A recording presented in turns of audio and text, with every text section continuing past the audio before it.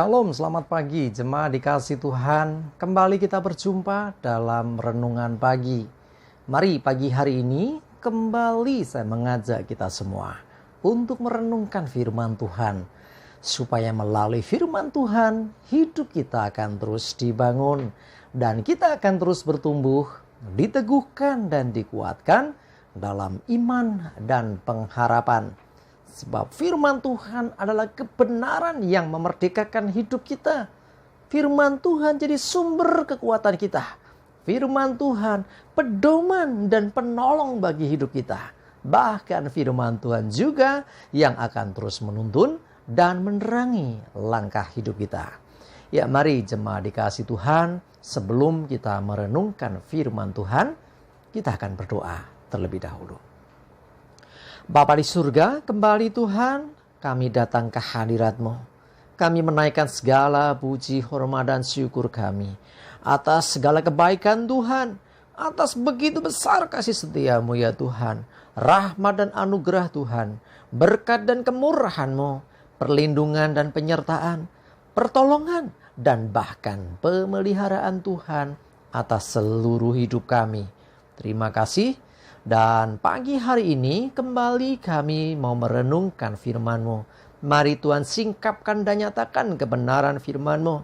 Dan Roh Kudus urapilah kami ya Tuhan, sehingga kami bisa menangkap apa yang menjadi pesan Tuhan dan juga mengerjakannya di dalam hidup kami.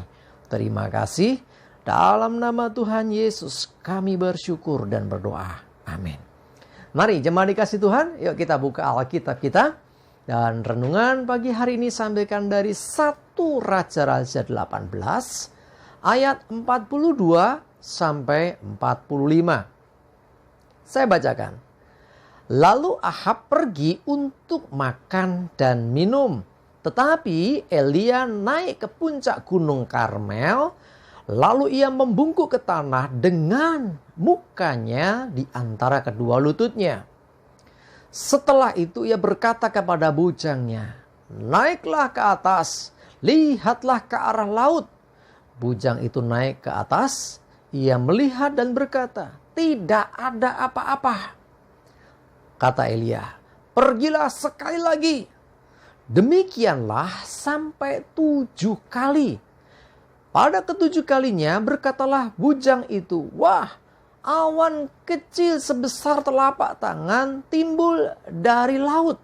Kata Elia, pergilah, katakanlah kepada Ahab, pasang keretamu dan turunlah, jangan sampai engkau terhalang oleh hujan. Maka dalam sekejap mata langit menjadi kelam oleh awan badai, lalu turunlah hujan yang lebat. Ahab naik kereta lalu pergi ke Yisrael. Jemaat dikasih Tuhan, saya yakin kita semua tahu kisah ini.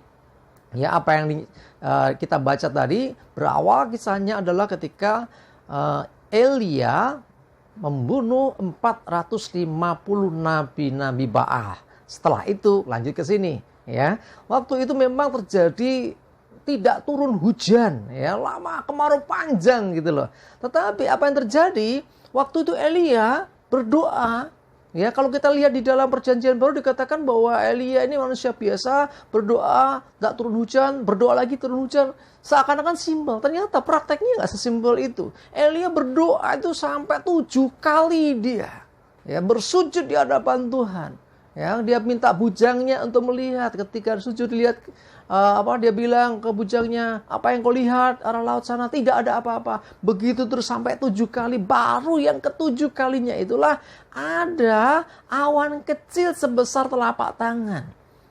Ya, baru sebesar telapak tangan, Elia langsung berkata kepada bujangnya supaya memberitahu Ahab segera pergi dengan kereta supaya tidak terhalang hujan. Lama nggak hujan, tapi waktu itu ya, baru awan sebesar telapak tangan, Elia yakin akan turun hujan.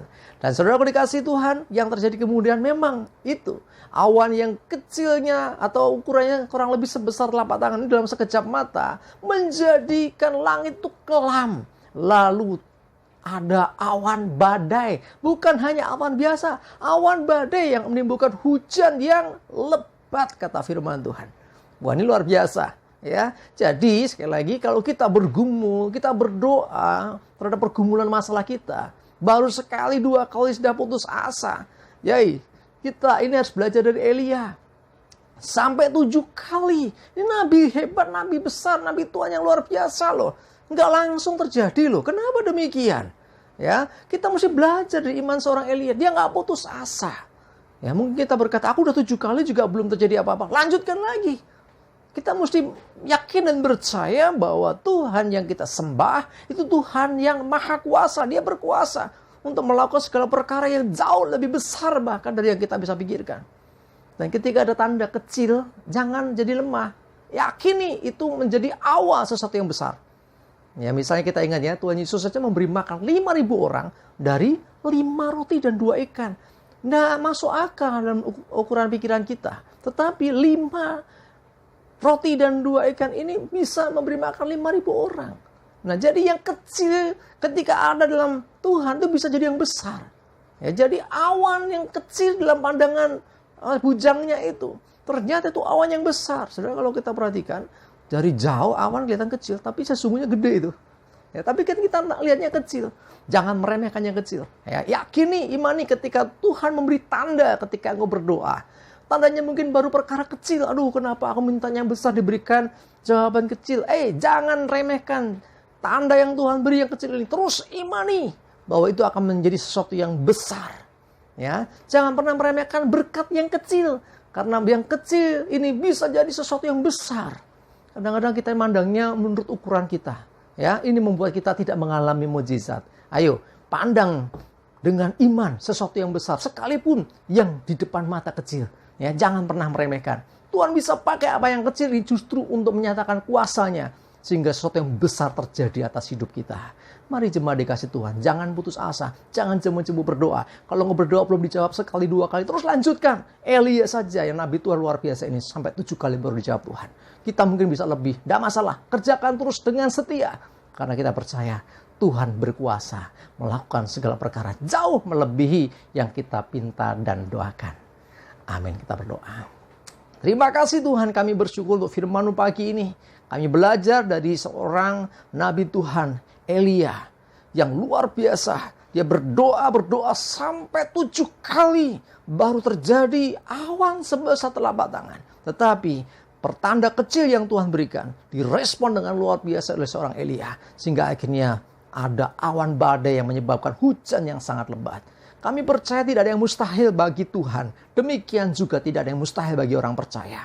Mari Tuhan teguhkan, kuatkan kami yang sedang bergumul dalam doa-doa kami sampai saat ini belum ada jawaban. Kami belum menerima jawaban. Biarlah Tuhan teguhkan, kuatkan untuk kami terus bergantung kepada Tuhan. Karena pengharapan dalam Tuhan tidak sia-sia. Terima kasih Tuhan, kami bersyukur.